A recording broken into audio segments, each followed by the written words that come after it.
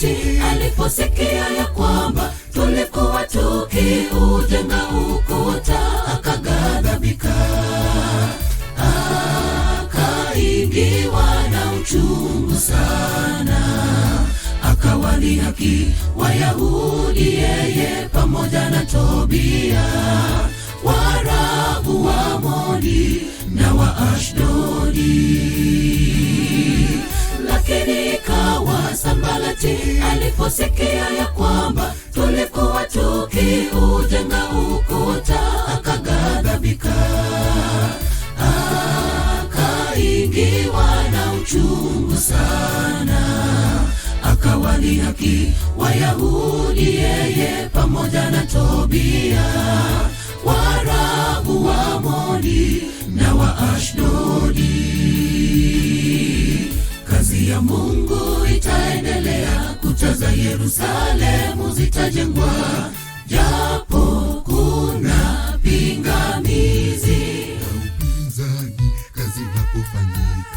Mungu atasimama na waja wake wanaomtumikia kwa haki na kweli. Hakika palipobomoka pataweza kuzibwa. Kazi ya Mungu itaendelea, kuta za Yerusalemu zitajengwa, japo kuna pingamizi na upinzani kazi inapofanyika.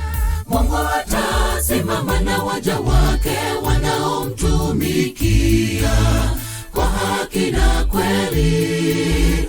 Hakika palipobomoka pataweza kuzibwa.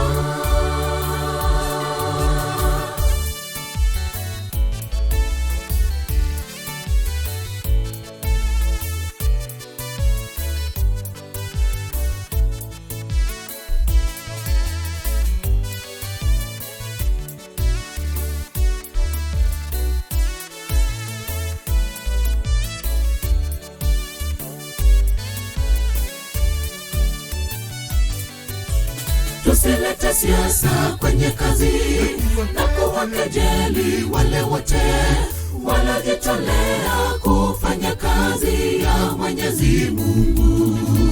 Tuungane, tushikane mikono kwa pamoja kazini. Tujue kilichoanzishwa na Mungu lazima kitimie. Tusilete siasa kwenye kazi na kuwakejeli wale wote wanajitolea kufanya kazi ya Mwenyezi Mungu. Tuungane, tushikane mikono kwa pamoja kazini. Tujue kilichoanzishwa na Mungu lazima kitimie. Kazi ya Mungu itaendelea, kuta za Yerusalemu zitajengwa, japo kuna pingamizi na upinzani kazi inapofanyika. Mungu atasimama na waja wake wanaomtumikia kwa haki na kweli. Hakika palipobomoka pataweza kuzibwa. Kazi ya Mungu itaendelea, kuta za Yerusalemu zitajengwa, japo kuna pingamizi na upinzani kazi inapofanyika. Mungu atasimama na waja wake wanaomtumikia kwa haki na kweli. Hakika palipobomoka pataweza kuzibwa. Kazi ya Mungu itaendelea, kuta za Yerusalemu zitajengwa, japo kuna pingamizi na upinzani kazi inapofanyika. Mungu atasimama na waja wake wanaomtumikia kwa haki na kweli. Hakika palipobomoka pataweza kuzibwa. Kazi ya Mungu itaendelea, kuta za Yerusalemu zitajengwa, japo